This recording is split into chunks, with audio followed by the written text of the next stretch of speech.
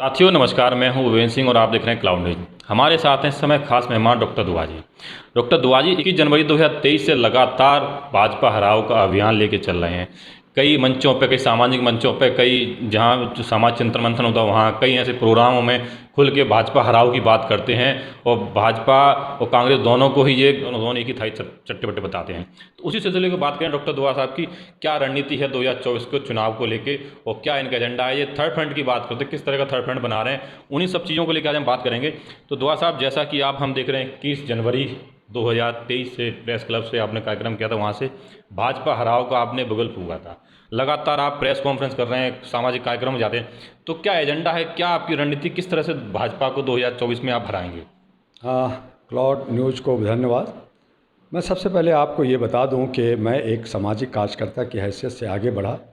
कभी मैं आईएएस करना चाहता था, आगे बढ़ना चाहता था, सीए किया, उसके बाद में लॉ किया और मैं कॉरपोरेट में जाना चाहता था, लेकिन कहीं ना कहीं मेरी जो झुकाव थी वो समाज को बदलने की, समाज के अंदर आवाज़ देने की थी। और इसी को ले करके मैं जब आगे बढ़ा तो मैं दिल्ली यूनिवर्सिटी जेएनयू से सफ़र करते हुए, पटना यूनिवर्सिटी से निकलते हुए, और जब मैं समाज के बीच में आया, आज मेरी 60 साल की उम्र के दहलीज पे आ गया हूँ, तो मैंने देखा कि हमारे भारत के अंदर जो लोकतंत्र है ये दूषित होता जा रहा है। ये लोग, कुछ लोग, चंद लोग इसको बर्बाद कर रहे हैं, ख़त्म कर रहे हैं या इसको अपने घर की बपोती बना दिया है। और ऐसी सूरत में मैंने मानवाधिकार का एक रिफॉर्मर की हैसियत से मानवाधिकार को जिंदा किया 1986 में। और हमारे पहले चेयरमैन ज्ञानी जैल सिंह रहे, कैफी आजमी रहे, सुनील दत्त रहे, सुधा दीदी रहे, और आज वो वृक्ष इतना बड़ा हो गया कि 84 लाख हमारे मेंबर्स हैं, कमोबेश 30 राज्यों में भारत के, भारत से बाहर 14 देशों में हम लोग काम कर रहे हैं। United nation, international bar association London, international bar association USA से हम लोग संबंध है और भारत के बहुत सारे अथॉरिटी के साथ संबंध है। हमने NALSA, national legal service authority, state legal service authority के साथ काम किया। उन्हें आगे बढ़ाने में मेरी जितने योगदान हो सकता था मैंने किया और उन्हें 123 कोड बनाने में जो हमारी समझौता का डोमेस्टिक एक्ट के लिए काम होता है उस पे हम लोगों ने काम किया। ह्यूमन राइट्स एक्ट बनाया, ह्यूमन राइट्स कमीशन को हम लोगों ने, ऐसे अनगिनत बहुत सारे जो है उपलब्धियां हैं जिनको हम आपको थोड़े से समय में नहीं बता सकते, लेकिन हमने जो है आपके पॉकेट में जो आधार कार्ड है वो हमारी देन है। आरटीआई हम लोग लाए, हमारी मांग आवाज़ थी। तो ऐसे हजारों काम हम लोग करने के बाद 2005 में ह्यूमन राइट्स एक्ट आया और हमें डोमेस्टिक एक्ट आया जो जनता की राहत के लिए आया। और पीआईएल जो पीएन भगवती साहब जैसे बहुत सारे 32 जजेस जस्टिस हमारे साथ जुड़े रहे, रॉ विजिलेंस के लोग हमारे साथ जुड़े रहे और आज भी जुड़े हुए हैं। उन तमाम चीज़ों को लेकर के भारत को बहुत कुछ देने की हम लोग कोशिश किया, हमने दशा दिशा देने की कोशिश किया, नौजवानों को और देश को हम लोग जो है जगाने की कोशिश किया।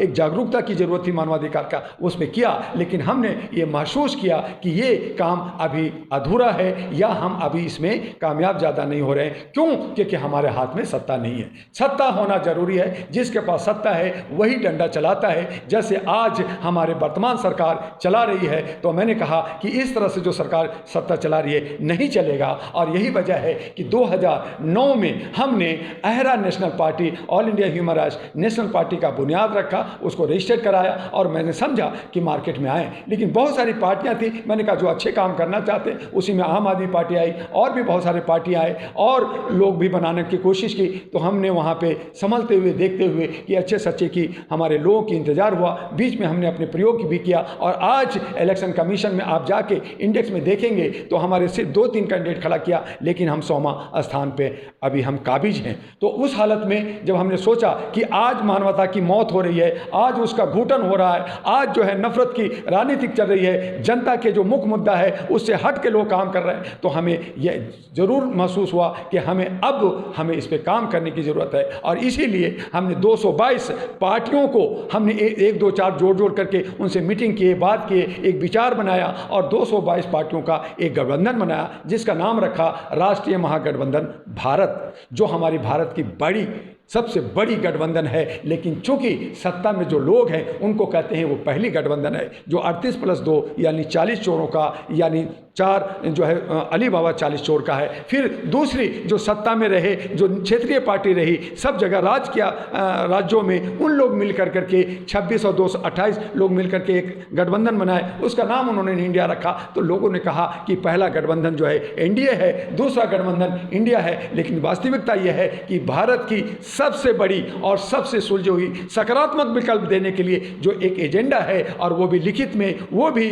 जो है हम लोग जो है एक एफिडेविट के साथ, शपथ पत्र के साथ हम मैदान में आ रहे हैं, जनता को बता रहे हैं ये आप हैं जो जनता राजा बनेगी, जनता का जनप्रतिनिधि होगा। उसको लेकर के हम लोग जो है एनजीओ को आगे ले रहे हैं, हम एएनपी को आगे ला रहे हैं, और बाकी पार्टियां जो अच्छे लोग हैं, जो नीचे दबे होते हैं कई कारणों से, उनको भी हम लोग उभार करके और उनको मुख्य धारा में ला करके देश की रक्षा के लिए, लोकतंत्र को बचाने के लिए, अपने गणराज को बचाने के लिए हम लोगों ने कमर कसा है। और हमने कई राज्यों में इस पे काम किया, और 5 राज्यों में भी हम लोग कमर कसे हुए हैं। कई हमारे साथी, कई गठबंधन लगातार इस पे काम कर रहे हैं, लड़ रहे हैं। लेकिन आने वाले 2024 का जो लोकसभा का चुनाव है, उस पे हम लोग 543 कैंडिडेट उतारने जा रहे हैं, जिसमें हमारे सैनिक भाई होंगे, किसान के जनप्रतिनिधि होंगे, नौजवान होंगे, महिला होंगे, जुडिशियल के लोग होंगे, एडवोकेट्स होंगे, जर्नलिस्ट होंगे, और इन तमाम में से अच्छे सच्चे लोगों को। और उसमें भी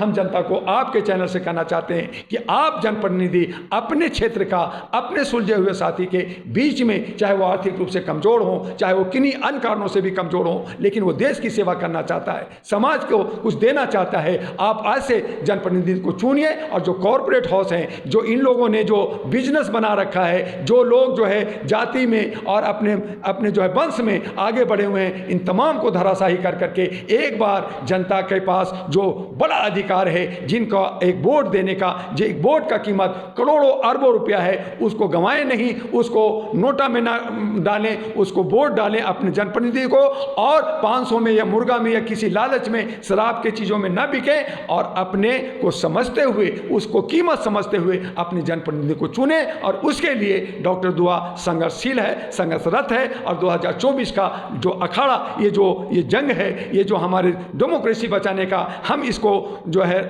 राजतंत्र नहीं बनाना चाहते, हम नहीं तानाशाही नहीं करना चाहते। हम लोग चाहते हैं कि मानवता के आधार पर सुशासन हो, जहाँ पे हमारे बेरोजगारों को रोजगार मिले, बेघर को घर मिले, हमारे व्यापारियों को हब बने, हमारी जो जमुना नदियाँ ये सब जो है ये परिवहन के लिए जो है शुद्ध हो, ये सौंदर्यीकरण हो, उसके लिए विकास करें, हमारे नौजवान आगे बढ़ेंगे, हमारा उद्योग आगे बढ़ेगा, हमारी महिलाएं आगे बढ़ेगी, तो हमारा देश तब आगे बढ़ेगा, तब ये जो है विश्व गुरु बनेगा। विश्व गुरु तो भारत पहले ही था, जब राजा अशोक थे, जब सोने की चिड़िया कहलाता था। आज तो ये काला कौवे के अंदर हम लोग घुटन महसूस कर रहे हैं। ये सोने की चिड़िया नहीं, ये काला चिड़िया बन गया है। इससे हमें निजात पाना है, इससे हमें छुटकारा पाना है, और इसके लिए हमें दोगले लोग, जो लोग नफरत की राजनीति कर रहे हैं, उनको हमें धराशायी करना होगा, और इसके लिए हम लोग कमर कस चुके हैं। जैसा कि अभी आपने कहा बीच में कि हम शपथ पत्र देंगे, एफिडेविट, ऐसा आखिर होगा क्या उस शपथ पत्र में? शपथ पत्र का चीज़ है, पार्टियों के लोग पहले भी दिए हैं, लेकिन आप जो अभी लेके आए हैं वो क्या है, बताइए महोदय। उसमें क्या होगा कि एक घोषणा होता है, एजेंडा, कि भाई हम जनता को क्या देना। मैंने कहा कि बेरोजगारों को, हर बेरोजगारों को रोजगार मिलेगा, जो वोटर हैं उनको भी पेंशन मिलेगा, जो भी तय होगा पेमेंट की थोड़ा बहुत, उनको एक राहत मिलेगी, महिलाओं को सुरक्षा मिलेगा, हमें बिजली, पानी और शिक्षा, स्वास्थ्य की जो समस्याएं हैं वो सब कुछ पूरा होगा। इनकी बात करेंगे हम, मंदिर मस्जिद जात पात की बात हम लोग नहीं करेंगे, और हम कहेंगे कि हम देश की सेवा करेंगे, समाज की सेवा करेंगे, सबके साथ लेकर के, सबकी भागीदारी के साथ, सबके सलाह मशवरा से सभी समस्याओं को सिंगल विंडो सिस्टम से, जहाँ भ्रष्टाचार खत्म करेंगे, जहाँ काला धन और जो इन लोग जो भ्रष्टाचारियों जो अरबों खरबों का प्रॉपर्टी कब्जा कर रखा है, दौलत जमा कर रखा है, इनसे छीन करके जनता में बांटेंगे। और ये जो वादा, हम सिर्फ जुमलाबाजी नहीं करेंगे, हम जो इन्होंने कहा कि ये तो जो है इलेक्शन का स्टंट है, ये तो ऐसे बोला जाता है, उसको हमने कहा कि इसको कलमबद्ध कर करके हाई कोर्ट, सुप्रीम कोर्ट से इसको एफिडेविट भरेंगे, और हर एक कैंडिडेट ये लिखेगा कि अगर मेरी सत्ता, मेरा जो पार्टी अगर इसको पूरा नहीं करता तो मेरी चल अचल संपत्ति जब्त कर ली जाएगी और आजीवन मैं लीडर नहीं बनूंगा, मैं इलेक्शन नहीं लड़ूंगा। और ये अगर आज के सत्ता में बैठे हुए लोग चाहे पक्ष में है या विपक्ष में है, अगर ताकत है कि अगर वो काम नहीं करते तो वो उनकी चल अचल संपत्ति जब्त हो जाएगी और जनता बांटेगी और वो आजीवन नहीं लड़ेंगे। और अगर ऐसा नहीं करते और अगर पीछे होते तो जनता उनको पेड़ में बांध करके, पोल में बांध के मारेगी। क्या कोई कहने की दम रखता है तो करे, हम लोग ये करेंगे। और ये विश्वास जो है स्टैम्प के साथ, जब हम प्रॉपर्टी खरीदते हैं, जब दुकान खरीदते हैं तो हमारा एग्रीमेंट होता है, हम लोग बॉन्ड भरते हैं। उसी तरह से जनता राजा है, राजा को हम जो है यकीन दिलाएंगे कि आपका राज्य बचा रहेगा। हम सेवक के रूप में, हम सच्चे चौकीदार के रूप में आप लोगों की सेवा करेंगे। और इस शपथ के साथ हम लोग 2024 में उतरने जा रहे हैं। अच्छा सर, आपने कहा 2024 में, अब आपने कहा 222 पार्टियां हमारे साथ हैं, कुछ एक आध दो नाम बताएंगे कौन पार्टियां, कहां से, कैसे? क्योंकि आंकड़ा 222 बहुत बड़ा होता है 200 पार्टियों का। देखिए मेरे ब्रदर, उसमें मैंने कहा कि एक मुखधुरी अहरा नेशनल पार्टी ANP है, हमारे विकास, ऐसे बहुत सारी पार्टियां हैं जो सैनिकों का है, किसानों का है, मजदूरों का है और बहुत सारे अलग अलग हैं जो एक विचारों को लेकर के कि देश की सेवा करेंगे। उनमें बहुत सारी पार्टियों का हम लोग जल्दी ही पार्टियों का लिस्ट और कैंडिडेट का लिस्ट देंगे। 222 पार्टियों में ये जरूरी नहीं है कि 222 पार्टी अपना जनप्रतिनिधि चुन देगा, बहुत सारे नहीं देते चूँकि आर्थिक रूप से कमज़ोर हैं, लेकिन उनका सहयोग होगा। ऐसे ही 268 संगठन संस्थाएँ हैं जो हम लोग को साथ देने के लिए तैयार है। 240 से ज़्यादा हमारी सोशल मीडिया का टीम है जो हमें साथ देने के लिए तैयार है। तो इन तमाम लोगों को हम लोग जो है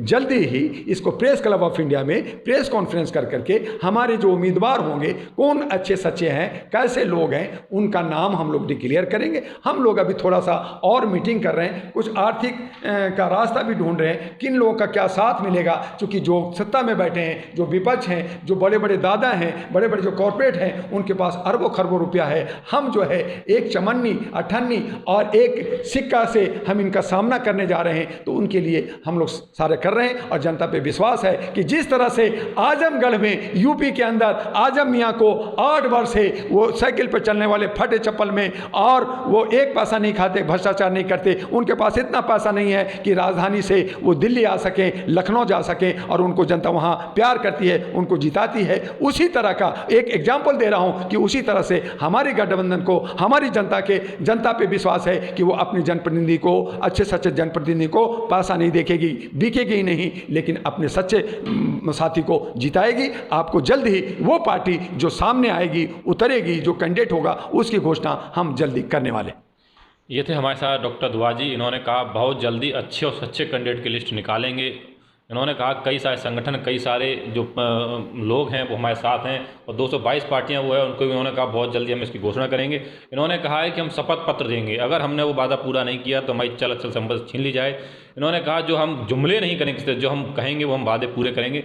आप देखते रहिए मेरे साथ क्लाउड न्यूज़। धन्यवाद। लेटेस्ट अपडेट पाने के लिए हमारे चैनल क्लाउड न्यूज़ को अभी लाइक करें, सब्सक्राइब करें और बेल आइकन दबाना बिल्कुल ना भूलें।